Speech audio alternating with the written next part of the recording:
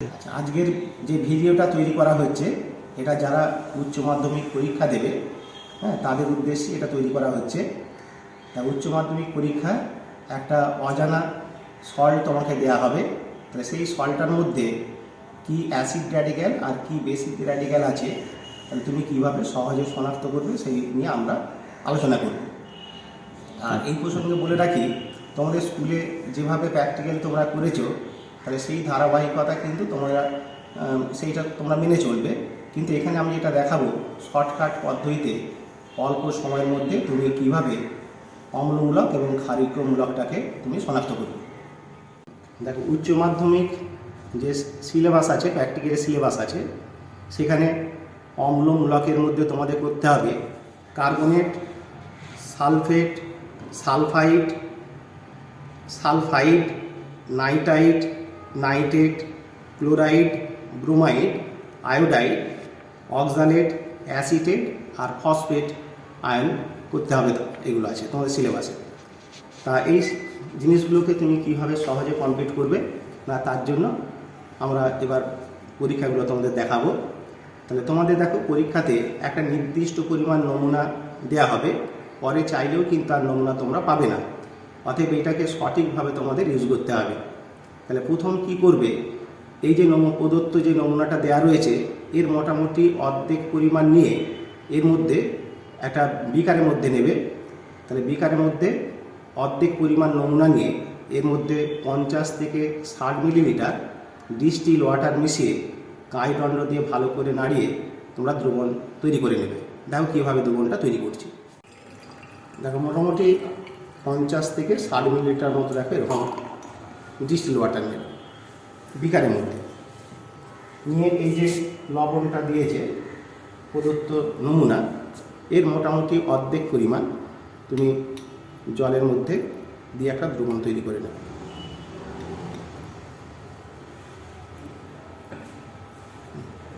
আর অর্ধেকটা যেমন ছিল তুমি সেই নমুনাটা রেখে দেবে। এবার এই দ্রবণটা তৈরি করার জন্য কাঁইদণ্ড দিয়ে ভালো করে স্টিয়ার করবে। দেখো, একটা ক্লিয়ার সলিউশন পেয়ে গেছো, তার মানে দ্রবণ তৈরি হয়ে গেছে। এবার এই দ্রবণটাকে একটা টেস্ট টিউবের মধ্যে 2 থেকে 3 মিলিলিটার এই দ্রবণটা নেবে। দেখো পরিমাণটা,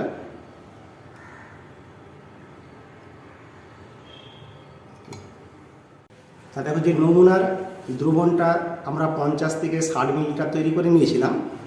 এবার সেই দ্রবণটা 2 থেকে 3 মিলিলিটার নিয়ে তার মধ্যে আমরা বেরিয়াম ক্লোরাইড যোগ করব।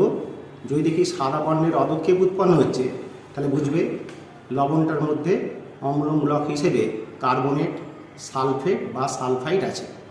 তা এর জন্য তোমরা তো পরীক্ষায় যে কোনো একটা আসবে, কিন্তু আমি এখানে 3টেকে একসাথে 3টে দ্রবণ নিয়ে তার মধ্যে বেরিয়াম ক্লোরাইড দ্রবণ যোগ করে দেখাচ্ছি। দেখবে প্রত্যেকটার মধ্যেই সাদা বর্ণের অধক্ষেপ উৎপন্ন হবে। এবার প্রত্যেকটার মধ্যেই আমরা কি করব না, লঘু হাইড্রোক্লোরিক অ্যাসিড যোগ করে দেবো। হ্যাঁ, যে ক্ষেত্রে দেখবে যে দ্রবণটা দ্রবীভূত হয়ে গেল, অধক্ষেপ সাদা বর্ণের অধক্ষেপটা দ্রবীভূত হয়ে গেল, তাহলে বুঝবে তার মধ্যে কি আছে না, কার্বনেট অথবা সালফাইড। আর যদি দ্রবীভূত না হয় তাহলে বুঝবে সালফেট আছে। এবার কার্বনেট আর সালফাইডের জন্য আমরা তখন আলাদা আর একটা করে পরীক্ষা দেখাবো। বেরিয়াম ক্লোরাইড দ্রবণ যোগ করছি।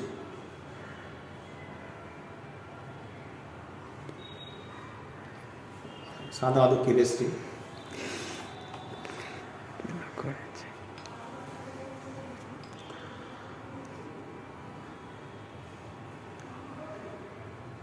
দেখো এখানে সাদা বর্ণের অধক্ষেপ হলো।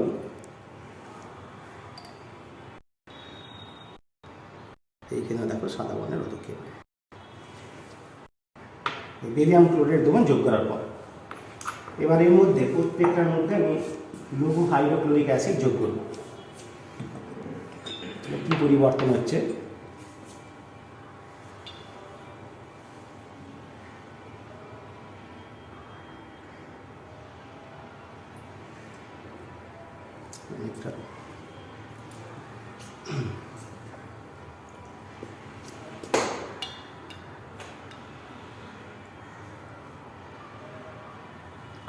দেখো অধক্ষেপটা দ্রবীভূত হয়ে গেছে।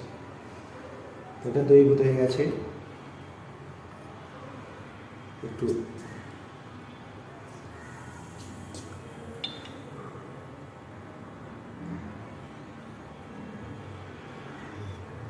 এটা দেখো একটা ক্লিয়ার সলিউশন, মানে সাদা অদক্ষেপটা দ্রবীভূত হয়ে গেছে।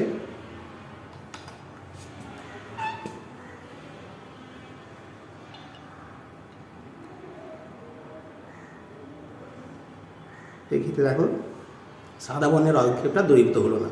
তাহলে যেটা দ্রবীভূত হলো না তার মানে এটা কি হচ্ছে, সালফেট মূলক আছে। তাহলে সালফেট, এই লবণটা সালফেট ছিল, এটা কনফার্ম হয়ে গেল। এবার বাকি দুটোর জন্য সালফেট আর না সালফাইড, তার জন্য কি করবে না, এই যে নমুনাটা আছে সালফাইড লবণের যে নমুনা তুমি দ্রবণটা তৈরি করে রেখেছিলে, তাহলে সেই দ্রবণটা 2 মিলিলিটার আবার নেবে। এই নিয়ে এর মধ্যে এই অরেঞ্জ কালারের পটাশিয়াম ডাইক্রোমেট দ্রবণ যোগ করবে। 2 ড্রপ থেকে 3 ড্রপ যোগ করবে। দেখো দ্রবণটা একটা হালকা সবুজ বর্ণ ধারণ করেছে, তার মানে বুঝবে কি এটা সালফাইড কনফার্ম। ঠিক আছে, তাহলে বাকিটা কি আছে, কার্বনেট। তবু কার্বনেটের তুমি আর একটা পরীক্ষা করে নেবে, সেই পরীক্ষাটা দেখাবো। কার্বনেট লবণের ক্ষেত্রে কী করবে, ওই যে সলিড নমুনা কিছুটা রেখে দিয়েছিলে তার একটা অংশ কিছুটা নেবে, নিয়ে তার মধ্যে এই লঘু হাইড্রোক্লোরিক অ্যাসিড যোগ করে, আর এখানে চুন জল নেওয়া হয়েছে, চুন জলের মধ্যে দিয়ে আমরা পাস করাবো। এইভাবে আমরা মুখে ধরবো, যেহেতু কার্বন ডাইঅক্সাইড গ্যাস বাইর থেকে ভারী, তাহলে এর মধ্যে চলে আসবে, যতটুকু গিয়ে চুন জলের সাথে রিয়াকশান করে ক্যালসিয়াম কার্বন উৎপন্ন করবে, ফলে চুন জলটাকে ঘোলা হয়ে যাবে। তো এটা দেখে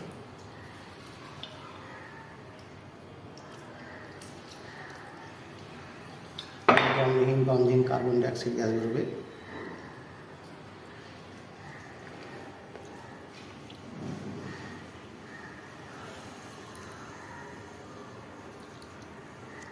দেখো চুন জলটা দেখো ঘোলা হয়ে গেছে, হয়ে যাচ্ছে, চুন জলটা ঘোলা হয়ে গেছে। এটা হচ্ছে কার্বনেট মূলকের জন্য পরীক্ষা আলাদা করে করে নেবে। তাহলে এটা গেল একমাত্র বিকারক বেরিয়াম ক্লোরাইড দ্রবণ দিয়ে আমরা অম্লমূলক কার্বনেট, সালফেট আর সালফাইড এই তিনটিকে শনাক্ত করে নেব। এরপর চলে যাবো আমরা কি সালফাইড মূলকের শনাক্তকরণ পরীক্ষা। দেখো নমুনায় যদি সালফাইড মূলকের পরীক্ষা করতে যাই, যদি সালফাইড মূলক থাকে তাহলে তুমি কি করবে, ওই যে 50 থেকে 60 সিসি নমুনার জলীয় দ্রবণ তৈরি করে নিয়েছিলে, সেখান থেকে 2 থেকে 3 মিলিলিটার তুমি দ্রবণটা নেবে, নিয়ে এর মধ্যে সোডিয়াম নাইট্রোক্লোরাইড দ্রবণ আমরা যোগ করব। দ্রবণটার মধ্যে 2 থেকে 3 ফোঁটা সোডিয়াম নাইট্রোক্লোরাইড দ্রবণ যোগ করব।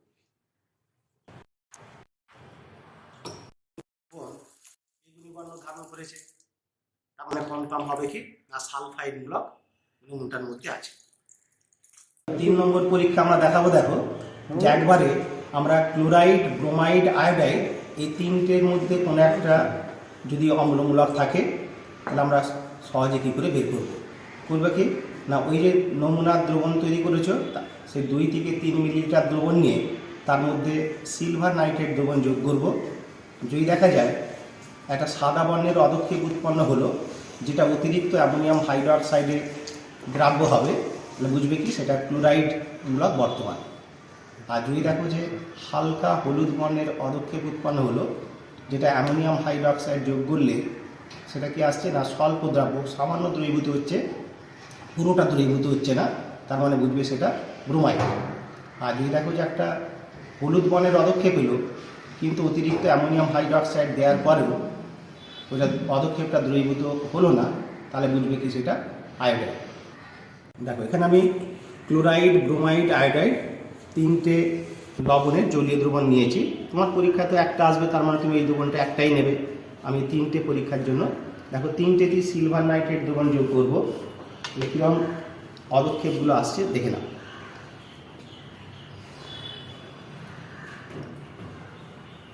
দেখো এটা সাদা বর্ণের পদক্ষেপ এসছে।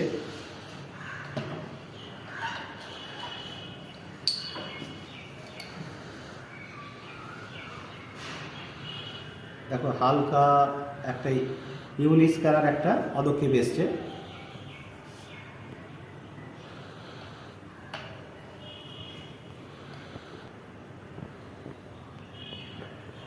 আর এর দেখো আর ওর থেকে আরও গাঢ় হলুদ বর্ণের পদক্ষেপ এসছে। পিঙ্কের মধ্যে এবার আমরা অতিরিক্ত পরিমাণ অ্যামোনিয়াম হাইড্রোক্সাইড দ্রবণ যোগ।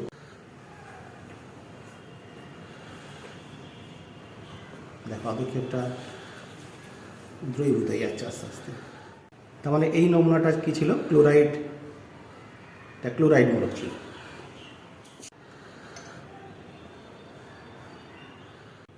দেখে এর দ্রাব্যতাটা দেখে নাও কেমন হলো। আর একটা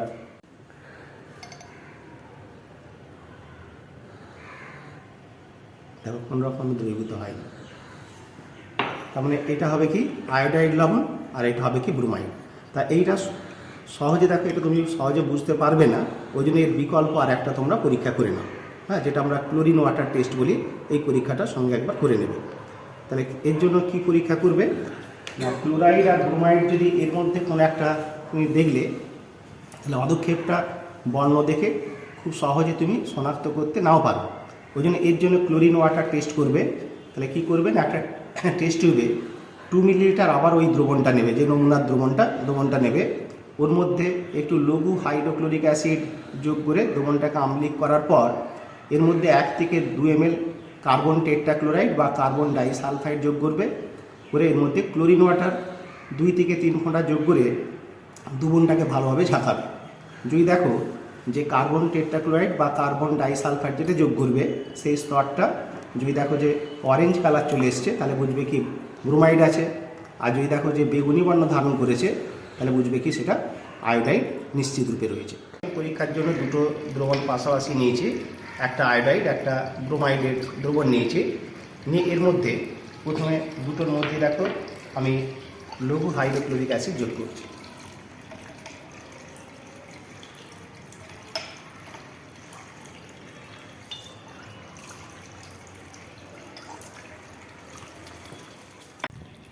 এর মধ্যে দেখো আমি 1 থেকে 2 মিলিলিটার মতো কার্বন টেট্রাক্লোরাইড যোগ করছি।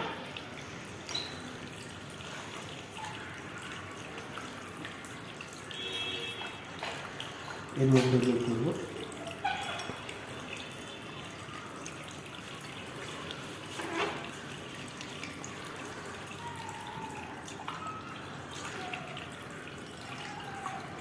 যোগ করে দুটোর মধ্যেই ক্লোরিন ওয়াটার যোগ করে দিচ্ছি।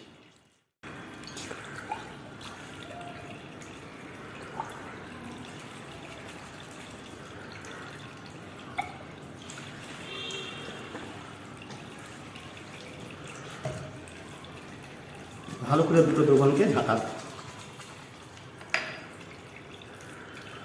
দেখো এটা হাইলাইট কালার ধারণ করেছে, কার্বন নিচের দিকে দেখো কার্বন টেট্রাক্লোরাইড স্তরটা এটা বেগুনি বর্ণ ধারণ করেছে, তার মানে বুঝবে এটা কি আয়োডাইড বর্তমান। আর এর ক্ষেত্রে দেখছো এই স্তরটা কীরকম বর্ণ চলে এসছে, অরেঞ্জ কালার এসছে, তার মানে কি এটা ব্রোমাইড। এটা কনফার্মেটিভ টেস্ট হয়ে গেল। নাইট্রাইট লবণের ক্ষেত্রে তাহলে নমুনার দ্রবণ নেবে, নিয়ে এর মধ্যে 1 থেকে 2 ড্রপ অ্যাসিটিক অ্যাসিড দ্রবণ যোগ করবে। করে এর মধ্যে সদ্য প্রস্তুত ফেরাস সালফেট দ্রবণ যোগ করব। এটা কিন্তু সঙ্গে সঙ্গে তোমাদের তৈরি করে নিতে হবে।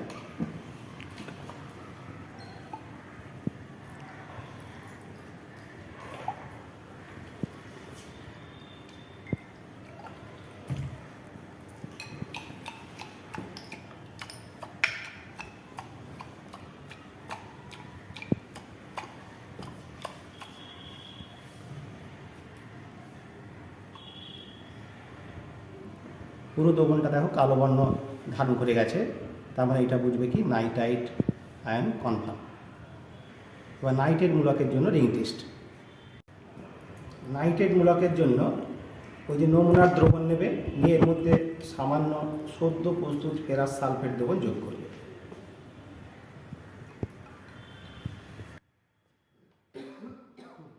যোগ করে এবার টেস্ট টিউব হোল্ডারে এটাকে ধরবে, ধরে এর মধ্যে খুব সাবধানে এই টেস্ট টিউবের গা বেয়ে বেয়ে আস্তে আস্তে কনসেন্ট্রেট সালফুরিক অ্যাসিড আমরা এর মধ্যে অ্যাড করব। দেখব কি কনসেন্ট্রেট সালফুরিক অ্যাসিড ভারী, আস্তে আস্তে দ্রবণের নিচে নেমে আসবে, আর এই দ্রবণটা আস্তে আস্তে উপরের দিকে উঠে আসবে। আর এই দুটো দ্রবণ, সালফুরিক অ্যাসিড এই দ্রবণটার সংযোগস্থলে দেখব কি একটা বাদামি বর্ণের বলয় গঠিত হয়েছে। দেখা যাক, খুব সাবধানে।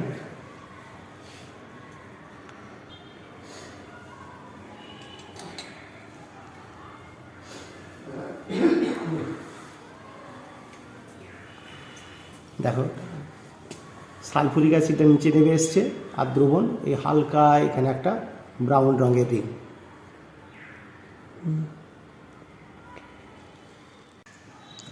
অক্সালেট আয়নের ক্ষেত্রে কী করবে, একইভাবে 2 থেকে 3 মিলিলিটার দ্রবণ নেবে, নিয়ে ওর মধ্যে ডায়ালুট সালফুরিক অ্যাসিড যোগ করে দ্রবণটাকে অ্যাসিডিফাই করে নেবে।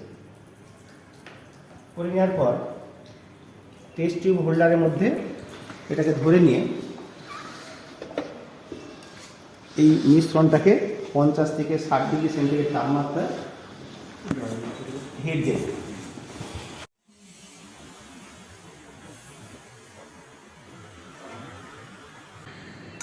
50 থেকে 60 ডিগ্রি সেন্টিগ্রেড তাপমাত্রায় গরম অবস্থাতে এর মধ্যে পটাশিয়াম পারম্যাঙ্গানেট দ্রবণ যোগ করবে। দেখো কেমন উপরে ভায়োলেট কালারটা দেখো বর্ণিল হয়ে যাচ্ছে।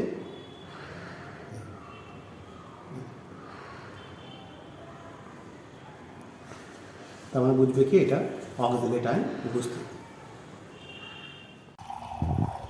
অ্যাসিটেট মূলকের পরীক্ষার জন্য কি করবে, ওই যে কঠিন নমুনা তোমার কাছে রাখা ছিল তার মধ্যে কিছু অল্প পরিমাণ নমুনা তুমি কী করবে, এই একটা কোয়াজ গ্লাসের মধ্যে নেবে, নিয়ে এর মধ্যে অল্প অক্সালিক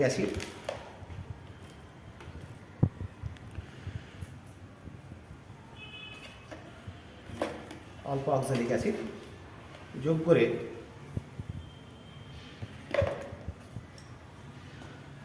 একদম হালকা অল্প ওয়াটার দেবে, 2-4 ড্রপ,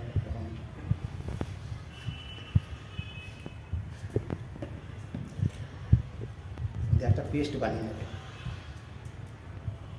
অল্প অল্প নিয়ে। এবার এই পেস্টটাকে ভালো করে নিয়ে এবার হাতের মধ্যে নিয়ে একটু রাব করবে, দেখবে ভিনিগারের গন্ধ পাবে, ভিনিগারের স্মেল আসছে, তার মানে বুঝবে কি এটা অ্যাসিডের উপস্থিত আছে। তবে এর একটা কনফার্মেটিভ টেস্ট কিন্তু তোমরা সঙ্গে সঙ্গে করে দেবে। অ্যাসিটেট মূলকের আর একটা তুমি টেস্ট করবে, সেটা কি না, ওই যে নমুনা দ্রবণটা ছিল সেটা 2 মিলিলিটার মতো দ্রবণটা নিয়ে ওর মধ্যে এই যে পোষম ফেরিক ক্লোরাইড দ্রবণ দেবে, ল্যাবে পাওয়া যাবে। পোষম ফেরিক ক্লোরাইড দ্রবণ যোগ করলে দেখো কীরকম কালার আসছে, দেখো একটা রেডিশ, দেখো কালার অ্যাপিয়ার করে গেল, তার মানে বুঝবে কি এটা অ্যাসিটেট আয়নটা কনফার্ম। তাহলে এইভাবে তোমরা প্রদত্ত যে নমুনা দেয়া থাকবে সেখানে যে অ্যাসিড র্যাডিক্যালটা কি থাকবে এই পরীক্ষাগুলোর মাধ্যমে তুমি তাকে শনাক্ত করে নেবে।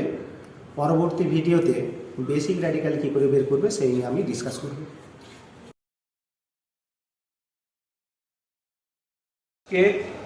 আমরা ক্লাস 12-এর প্র্যাকটিক্যাল কেমিস্ট্রি প্র্যাকটিক্যালের সিলেবাসের পরীক্ষার জন্য একটা গুরুত্বপূর্ণ এক্সপেরিমেন্ট, যেটাকে বলা হয় ভলিউমেট্রিক অ্যানালিসিস বা আয়তনমাত্রিক বিশ্লেষণের জারণ বিজারণ টাইট্রেশন করব। যে টাইট্রেশনটা করব সেটা হচ্ছে প্রমাণ অক্সালিক অ্যাসিড দ্রবণের সাহায্যে অজ্ঞাত মাত্রার KMnO4 দ্রবণের। ক্লাস 12-এর কেমিস্ট্রির প্র্যাকটিক্যালের একটা গুরুত্বপূর্ণ এক্সপেরিমেন্ট, ভলিউমেট্রিক অ্যানালিসিস বা আয়তনমাত্রিক বিশ্লেষণের একটা এক্সপেরিমেন্ট পরীক্ষার জন্য গুরুত্বপূর্ণ পরীক্ষায় আসবে। সেটি হচ্ছে প্রমাণ অক্সালিক অ্যাসিড দ্রবণের সাহায্যে অজ্ঞাত মাত্রার KMnO4 বা পটাশিয়াম পারম্যাঙ্গানেট দ্রবণের মাত্রা নির্ণয়।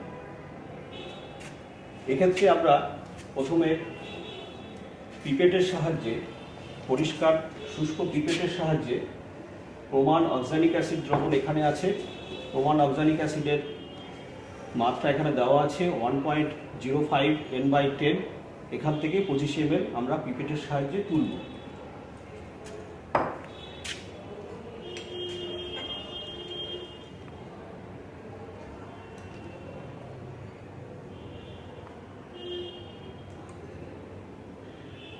পঁচিশ ml এর দাগ পর্যন্ত নেব লোয়ার মেনিসকাস ধরে, যেহেতু এটা কালারলেস সলিউশন। হ্যাঁ, এই হলো 25 ml। 25 ml নিয়ে আমি কনিক্যাল ফ্লাস্কে নিলাম।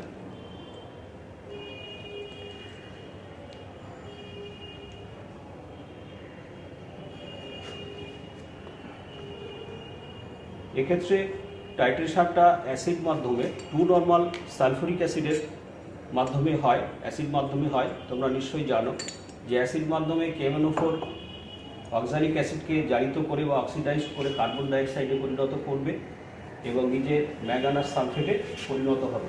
এক্ষেত্রে 150 ml 2 নর্মাল H2SO4 আছে, এখানে আমি 150 ml 2 নর্মাল H2SO4 মেপে নিলাম মেজারিং সিলিন্ডারের সাহায্যে। অ্যাকুরেট আমার 150 ml লাগবে না, কম বেশি হলে অসুবিধা হয় না।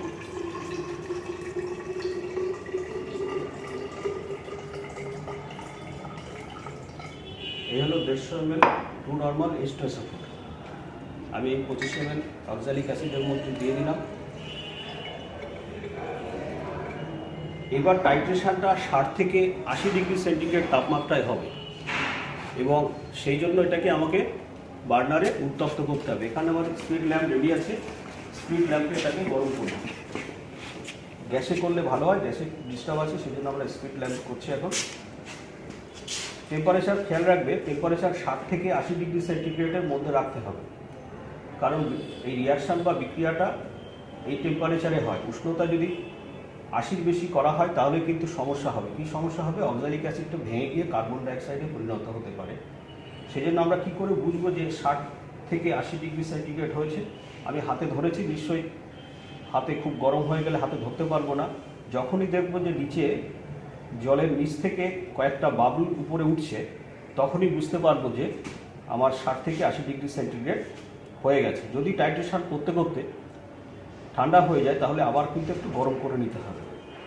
এবং টাইট্রেশন করতে করতে প্রথম দিকে পটাশিয়াম পারম্যাঙ্গানেটের যে বুরেটে পটাশিয়াম পারম্যাঙ্গানেট আছে, বুরেটে দেওয়ার সাথে সাথে কালার চেঞ্জটা কিন্তু আস্তে আস্তে হয়, কিন্তু যখনই কিছুটা Mn2+ আয়ন ম্যাঙ্গানাস সালফেট তৈরি হয়ে যায় তখন কিন্তু কালার চেঞ্জটা খুব দ্রুত হয়ে যায়। কেন? এক্ষেত্রে Mn2+ আয়ন অনুঘটক হিসেবে কাজ করে এবং শেষে দেখা যাবে যে এক ফোঁটা KMnO4 দিতেই কিন্তু পুরো সলিউশনটা হালকা পিঙ্ক বা বেগুনি বর্ণের হয়ে যাবে, যেটা মোটামুটি 30 সেকেন্ড মতো স্থায়ী হয়। দেখো গরম হচ্ছে আস্তে আস্তে।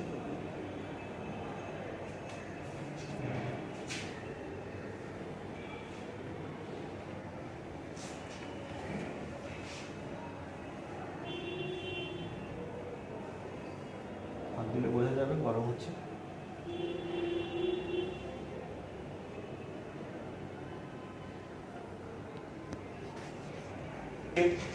কয়েকটা বাবলস তৈরি হচ্ছে, তার মানে টেম্পারেচার 60-র উপরে উঠে গেছে।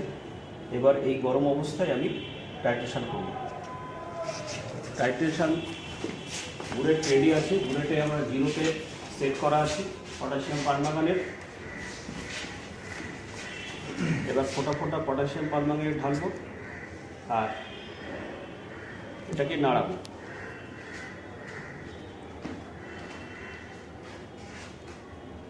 দেখো কালার চেঞ্জটা অত দ্রুত হচ্ছে না, কিন্তু কিছুক্ষণ পরে দেখবে কালার চেঞ্জটা খুব তাড়াতাড়ি আসবে, কারণ তখন Mn2+ আয়ন MnSO4 আয়ন তৈরি হয়ে যাবে এবং খুব সহজে কালার চেঞ্জটা বোঝা যাবে।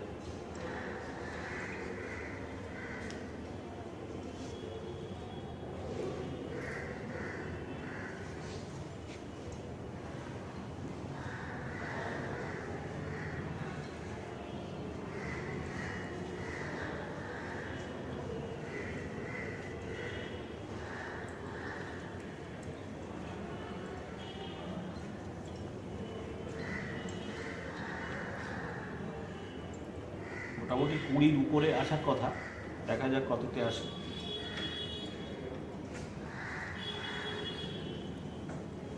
ভিতরে কালারটা বোঝা যাচ্ছে, একটু হালকা পিঙ্ক হচ্ছে। পুরোটা যখন পিঙ্ক হবে তখন বুঝতে হবে যে টাইট্রেশন কমপ্লিট হয়ে গেছে। লাস্টের দিকে আমাকে ফোঁটা ফোঁটা ফেলবো। এখন আমি একটু দ্রুত ফেলছি।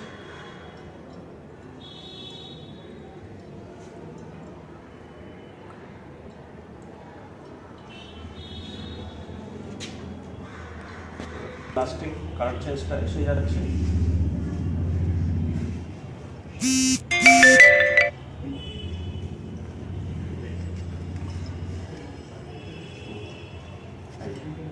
কালারটা এসে গেছে, টাইট্রেশনটা কমপ্লিট হয়ে গেছে। হালকা পিঙ্ক কালার এসছে, যেটা 30 সেকেন্ড পর্যন্ত স্থায়ী হবে।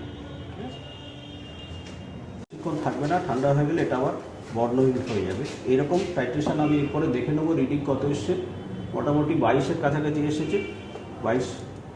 এইটুকু আরও দুটো একইভাবে এক্সপেরিমেন্ট করতে হবে, করে 22.4, তারপরে এসছে 22.3, তারপরে এসছে 22.2। তিনটে পাঠের মধ্যে তোমরা খেয়াল রাখবে যেন যে কোনো দুটো পাঠের মধ্যে 0.2 বেশি ডিফারেন্স যেন না হয়। 0.2 বেশি ডিফারেন্স হলে কিন্তু সেই এটা নেওয়া যাবে না। এই তিনটে পাঠের গড় করে আমরা গড় আয়তন পেয়েছি কেএমএনএফ হচ্ছে 22.3। এখানে যে প্রমাণ অক্সালিক অ্যাসিড দ্রবণ নেওয়া হয়েছিল তার মাত্রা হচ্ছে 1.05 N/10। আরেকটা জিনিস এখানে বলি, এখানে যে কোনো নির্দেশক কিন্তু ব্যবহার করা হয়নি, কারণ এক্ষেত্রে কেএমএনও4 কিন্তু স্বয়ং নির্দেশক হিসেবে কাজ করে। ঠিক আছে, তোমাদের এই টাইট্রেশনে আছে 10 নম্বর ডিভিশনটা একটু বলি। ব্যবহৃত নির্দেশকের লেখার জন্য 1 নম্বর থাকবে। আর প্রশমনক্ষণে বর্ণ পরিবর্তনটা হবে বর্ণহীন থেকে। ঠিক আছে, এই ক্যালকুলেশনটা দেওয়া আছে, নিশ্চয়ই দেখলে বুঝতে পারবে। সেকেন্ড এক্সপেরিমেন্ট হচ্ছে অজৈব লবণের গুণগত বিশ্লেষণ, অর্থাৎ অজৈব লবণের যে অ্যাসিডমূলক বা অ্যাসিড রেডিক্যাল এবং ক্ষারকীয় মূলক বা বেসিক রেডিক্যাল শনাক্ত করে। আজকে আমি এই টেস্ট টিউবে একটা সালফাইড লবণ নিয়েছি, অ্যামোনিয়াম সালফাইড লবণের প্রথমে শুষ্ক পরীক্ষা ড্রাই টেস্ট করব।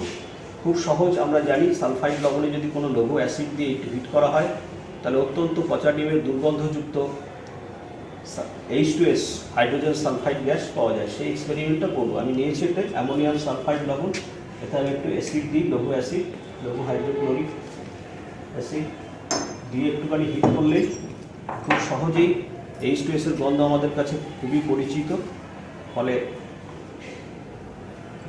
বুঝতে অসুবিধা হয়। একটা টেস্টেই আমরা সালফাইডগুলোকে শুষ্ক পরীক্ষা পেয়ে যাই।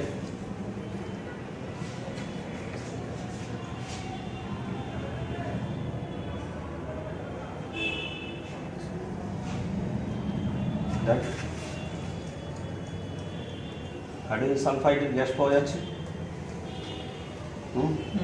পাওয়া যাচ্ছে না, H2S এর গন্ধ।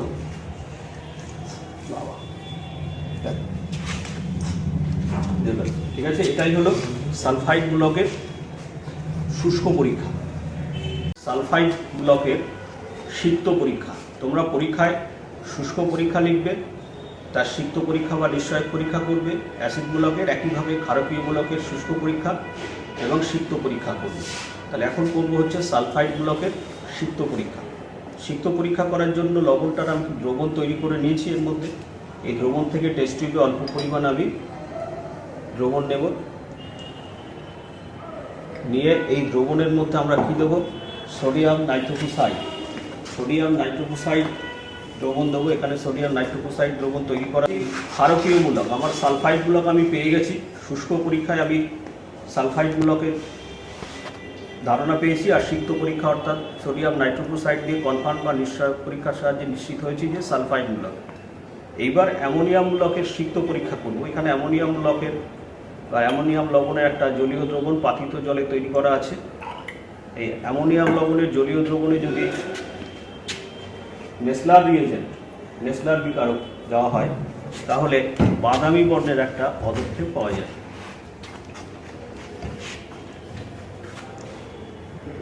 এইটা হচ্ছে অ্যামোনিয়াম লবণের জলীয় দ্রবণ, আর এটা হচ্ছে নেসলার রিয়েজেন্ট।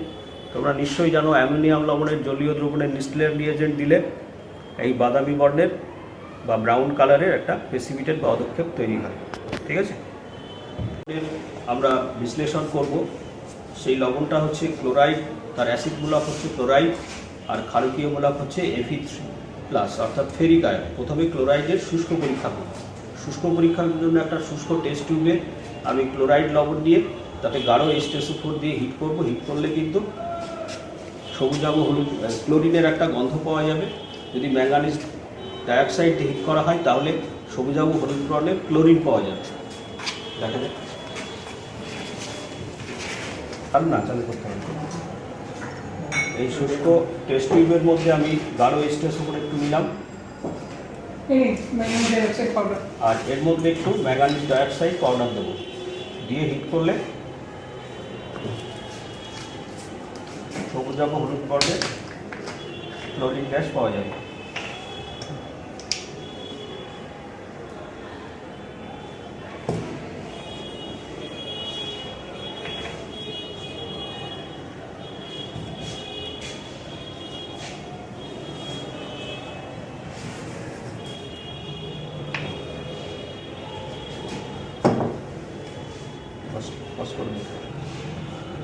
এবার উপর থেকে দেখো সবুজাভ হলুদ বর্ণের একটা ক্লোরিন গ্যাস বেরোচ্ছে। তাহলে এর থেকে আমরা মোটামুটি একটা আইডিয়া করতে পারি আমার লবণের ভিতরে ক্লোরাইড মূলক থাকতে পারে। নিশ্চিত হবো কী করে? নিশ্চিত হতে গেলে আমাকে সিক্ত পরীক্ষা করতে হবে। এর জন্য লবণটার একটা পাতিত জলের দ্রবণ তৈরি করে নিয়েছি। পাতিত জলের দ্রবণ তৈরি করে সেই দ্রবণ আমি টেস্ট টিউবে নেব। নিয়ে এর ভিতরে সিলভার নাইট্রেট সলিউশন দেব। তোমরা নিশ্চয়ই জানো ক্লোরাইড লবণে সিলভার নাইট্রেট দিলে সিলভার ক্লোরাইডের থকথকে দইয়ের মতো সাদা অদক্ষেপ পড়বে।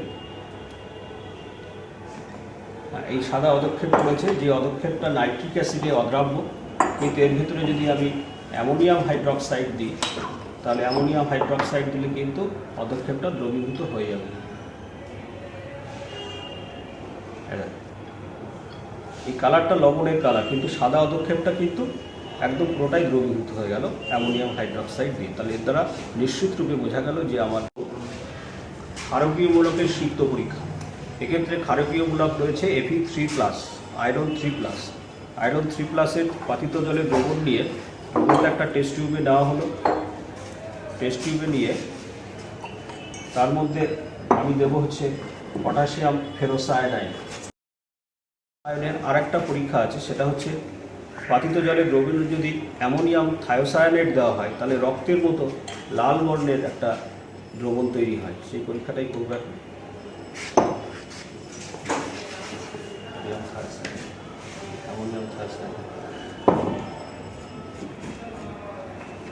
পাতিত জলের দ্রবণের মধ্যে অ্যামোনিয়াম থায়োসায়ানেট নেব। অ্যামোনিয়াম থায়োসায়ানেট নিলে একদম রক্তের মতো লাল কালার তৈরি হবে। এই কালারটা মনে হচ্ছে ডিপ লাল, কিন্তু এটা হালকা করে যদি করা হয় তাহলে একদম লাল, পুরো লাল কালারের একটা সুন্দর রক্তের মতো অবস্থা। তাহলে এর দ্বারা নিশ্চিত রূপে আমরা বুঝতে পারবো যে আমার লবণের ভিতরে Fe3+ আয়ন আছে। তাহলে আমরা যে লবণটা করলাম সেই লবণের অ্যাসিডগুলো হচ্ছে। আজকে আমরা ক্লাস 12-এর কেমিস্ট্রির জারণ বিজারণ যে টাইট্রেশন দুটো আছে, আগের দিন আমরা potassium permanganate oxalic acid titration করেছিলাম। আজকে প্রমাণ মোর লবণ অর্থাৎ ফেরাস অ্যামোনিয়াম সালফেট দ্রবণের সাহায্যে অজ্ঞাত মাত্রার KMnO4 দ্রবণের গ্রাম পার লিটারে মাত্রা নির্ণয় করব। তার জন্য আমাদের কি করতে হবে? তার জন্য আমাদেরকে একটা কনিক্যাল ফ্লাস্কের মধ্যে আমি প্রথমে 10 ml পিপেট দিয়ে 10 ml প্রমাণ মোর লবণ দ্রবণ নিয়ে নেব। এটা 25 ml দিয়েও করলে হয়, 10 ml দিয়ে আমি করছি। নিয়ে এই কনিক্যাল ফ্লাস্কের মধ্যে নেব। তার মধ্যে আমি 15 ml মতো 2 নর্মাল H2SO4 আর 3 ml মতো সিরাপীয় ফসফরিক অ্যাসিড যোগ করে ভালো করে নাড়িয়ে তারপরে টাইট্রেশন করব। এখানে আমার বুলেটে আছে অজ্ঞাত মাত্রার KMnO4 দ্রবণ, V1 মাত্রার V1 আয়তনের মোল লবণ এবং S1 মাত্রার মোল লবণকে যদি V2 মাত্রার V2 আয়তনের S2 মাত্রার KMnO4 দ্রবণ প্রশমিত করে তাহলে V1S1 = V2S2 এই ফর্মুলার সাহায্যে আমরা S2 অর্থাৎ KMnO4 এর শক্তি বা মাত্রা নির্ণয় করতে পারব। দেখা যাক কীভাবে টাইট্রেশনটা করা যায়। এটা হচ্ছে প্রমাণ মোল লবণ দ্রবণ। প্রথমে আমি প্রমাণ মোল লবণ দ্রবণ থেকে 10 ml দ্রবণ তুলে নিচ্ছি।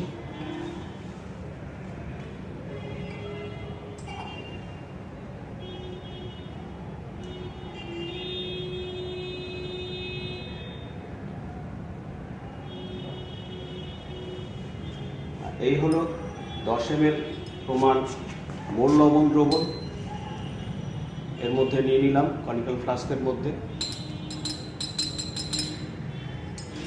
এবার দেবো হচ্ছে 15 ml মতো 2 নর্মাল H2SO4, অর্থাৎ এই যে টাইট্রেশন বা বিক্রিয়া 2 নর্মাল H2SO4 দ্রবণের মধ্যে মাধ্যমে বা দ্রবণে হয়। আর লাগে হচ্ছে 3 ml মতো phosphoric acid, 3 ml phosphoric acid এর মধ্যে নেব।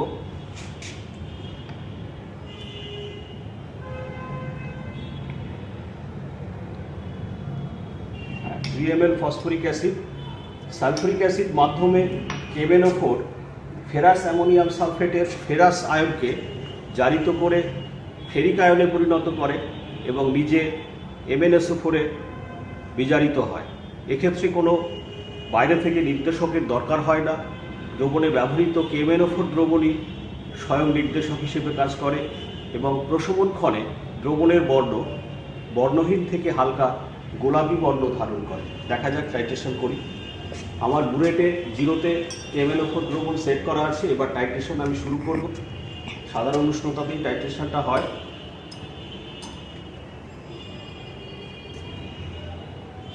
টাইট্রেশন করছি, দেখো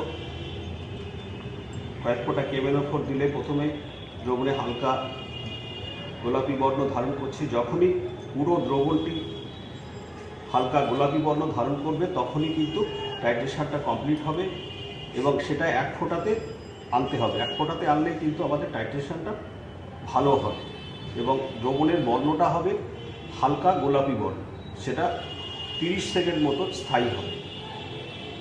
আমি 10 ml মোল লবণ নিয়েছি, তার মানে মোটামুটি 10-এর কাছাকাছি একটা রিডিং আসবে।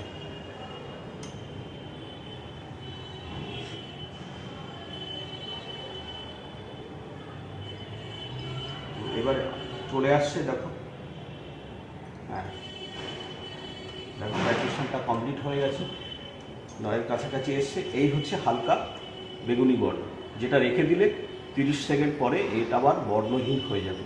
এইভাবে আমি প্রথম একটা পার্ট নিয়েছি, আরও 2টো পার্ট নেব। 2টো পার্ট দিয়ে গড় করে গড় KMnO4 এর যে আয়তন V2 পাওয়া যাবে সেটা দিয়ে আমরা ক্যালকুলেশন করব। ক্যালকুলেশন এবং লেখার পুরো লেখাটা আমি দিয়ে দেবো, সেটা দেখলে তোমরা আরও ভালোভাবে বুঝবে। এই টাইট্রেশন আমি একবারই দেখাচ্ছি, এটা কিন্তু 3 বার করতে হবে এবং রিডিং নেওয়ার সময় লক্ষ্য রাখতে হবে যেন 2টো পার্টের মধ্যে আমি যে পার্টটা নেব তার মধ্যে যেন 0.2 এর বেশি ডিফারেন্স না থাকে, ঠিক আছে? যদি না আসে 3টে পেজ আছে, 3টে পেজকে একসাথে আসবে, একটা পেজ নিতে। আমরা আর একটা এক্সপেরিমেন্ট করব, সেটা হচ্ছে অজৈব লবণের অ্যাসিডমূলক শনাক্তকরণ বা অম্লমূলক শনাক্তকরণ করব। যে অম্লমূলকটা করব সেটি হচ্ছে নাইট্রেটমূলক NO3-। তোমরা নিশ্চয়ই জানো অ্যাসিডমূলক হোক ক্ষারকীয়মূলক হোক 2 রকম পরীক্ষা আমাদের করতে হয়। একটা হচ্ছে শুষ্ক পরীক্ষা বা ড্রাই টেস্ট। প্রথমে ড্রাই টেস্ট করব। যে কোনো নাইট্রেট লবণের সাথে যদি গাঢ় সালফিউরিক অ্যাসিড নেওয়া হয় তাহলে নাইট্রেট লবণের সাথে গাঢ় সালফিউরিক অ্যাসিডের বিক্রিয়ায় তোমরা জানো বাদামি বর্ণের নাইট্রোজেন ডাইঅক্সাইড তৈরি হয়। এই বিক্রিয়ার মাধ্যমে যদি কিছু পরিমাণে কপারের ছিবড়া দেওয়া হয় তাহলে বিক্রিয়াটা আরও দ্রুত হয় এবং বেশি পরিমাণে বাদামি নাইট্রোজেন ডাইঅক্সাইড গ্যাস বেরোয়। সেই এক্সপেরিমেন্ট আমি করে দেখাচ্ছি, দেখো। সেই জন্য আমি একটা শুষ্ক টেস্ট টিউব নিয়েছি। শুষ্ক টেস্ট টিউবের ভিতরে আমি একটা নাইট্রেট লবণ, সোডিয়াম নাইট্রেট লবণ নিয়েছি। সোডিয়াম নাইট্রেট লবণ নিলাম।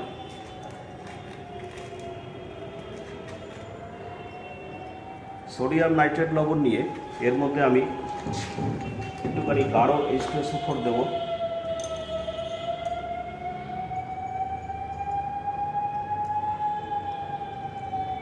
গাঢ় H2SO4 দিলাম। গাঢ় H2SO4 দিয়ে একটু যদি হিট করা হয়, হিট করলেই দেখবে বাদামি বর্ণের নাইট্রোজেন ডাইঅক্সাইড গ্যাস এখান থেকে তোমাদের বেরোবে। এর মধ্যে যদি কপার টার্নিক্স বা কপার চূর্ণ দেওয়া হয় তাহলে খুব সহজেই কিন্তু গ্যাসটা নাইট্রোজেন ডাইঅক্সাইড গ্যাস বেরোচ্ছে সেটা বোঝা যায়। এটা হয়তো বাইরে থেকে বোঝা যাচ্ছে না, কিন্তু ভেতরে যদি তাকানো যায় দেখা যাবে বাদামি একটা গ্যাস কিন্তু এখান থেকে বেরোচ্ছে, খুব সুন্দরভাবে দেখা যাচ্ছে টেস্ট টিউবের ভেতরের দিকে তাকানো। এর মধ্যে যদি একটা কপার টার্নিংস দেওয়া হয়, কপার টার্নিংস দিলে দেখো খুব দ্রুত কিন্তু দেখো হিট করছে। দেখো এইবার নিশ্চয়ই বুঝতে পারছো তোমরা ক্যামেরায় যে বাদামি নাইট্রোজেন ডাইঅক্সাইড গ্যাস খুব সুন্দর দেখা যাচ্ছে, নাইট্রোজেন ডাইঅক্সাইড গ্যাস বেরোচ্ছে। কী রিয়াকশান বা বিক্রিয়া হয় এক্ষেত্রে? নাইট্রেট লবণের সাথে গাঢ় সালফিউরিক অ্যাসিডের বিক্রিয়ায় নাইট্রোজেন ডাইঅক্সাইড গ্যাস হয়, আর কপার দিলে কপারের সাথে বিক্রিয়াটা খুব দ্রুত হয়ে কপার সালফেট, নাইট্রোজেন ডাইঅক্সাইড আর জল তৈরি হয়। এই যে বাদামি যে গ্যাসটা বেরোচ্ছে সেটা হচ্ছে নাইট্রোজেন ডাইঅক্সাইড গ্যাস। এই নাইট্রোজেন ডাইঅক্সাইড গ্যাস বেরোচ্ছে, এর দ্বারা আমরা বুঝতে পারবো যে আমার যে লবণটা দেওয়া হয়েছে সেই লবণের ভিতরে নাইট্রেট মূলক থাকতে পারে। কেন থাকতে পারে বলছি, তার কারণ হচ্ছে শুষ্ক পরীক্ষার সাহায্যে আমরা কিন্তু নিশ্চিত হতে পারি, শুষ্ক পরীক্ষার সাহায্যে আমরা একটা ধারণা করতে পারি যে আমার এই মূলকটি থাকতে পারে, অর্থাৎ আমার লবণে নাইট্রেট মূলক থাকতে পারে। যে নাইট্রেট মূলক শুষ্ক পরীক্ষা করলাম, নিশ্চিত হওয়ার জন্য নাইট্রেট মূলকের আমরা সিক্ত পরীক্ষা বা নিশ্চয়ক পরীক্ষা বা ইংরেজিতে বলে কনফার্মেটরি টেস্ট করব। তোমরা নিশ্চয়ই জানো নাইট্রিক অ্যাসিড বা নাইট্রেট মূলকের নিশ্চয়ক পরীক্ষা বা কনফার্মেটরি টেস্ট হলো রিং টেস্ট বা বলয় পরীক্ষা। তোমরা নিশ্চয়ই জানো এক্ষেত্রে কি করা হয়। একটা টেস্ট টিউবে আমি নাইট্রেট লবণ, সোডিয়াম নাইট্রেটের জলীয় দ্রবণ, পাতিত জলের দ্রবণ তৈরি করে রেখেছি। কিছু পরিমাণ পাতিত জলের দ্রবণ নেব, তার মধ্যে সদ্য প্রস্তুত মানে সাথে সাথে তৈরি করা ফেরাস সালফেট সলিউশন নেব। এই সলিউশনটা বেশিক্ষণ করে রাখা যায় না, কারণ বাতাসে রেখে দিলে অক্সিজেন দ্বারা জারিত হয়ে ফেরিক সালফেটে পরিণত হতে পারে। সেই জন্য সদ্য প্রস্তুত বা freshly prepared ferrous sulphate solution নেওয়া হয়। নিয়ে ভালো করে এটাকে মেশাবো বা ঝাঁকিয়ে নেব।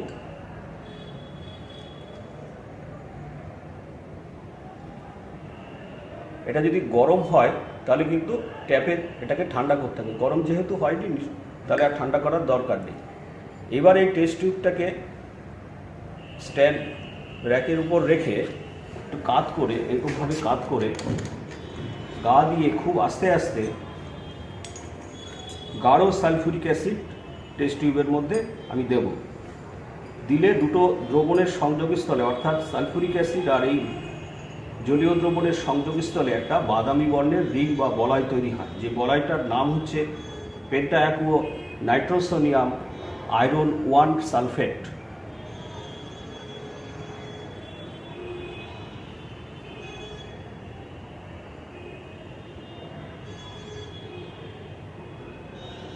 এটা খুব সাবধানে করতে হয়, কারণ খুব নাড়া লাগলে যে বলয়টা তৈরি হয় সেই বলয়টা ভেঙে যেতে পারে। এই জন্য এটাকে খুব ধীরে ধীরে সাবধানে করতে হয়। হালকা একটা বলয় নিচের দিকে আসছে, অতটা ক্লিয়ার আসেনি, কিন্তু একটা বোঝা যাচ্ছে একটা বাদামি একটা বলয় নিচের দিকে এই পোর্শনে একটা তৈরি হচ্ছে বলয়। ঠিক আছে।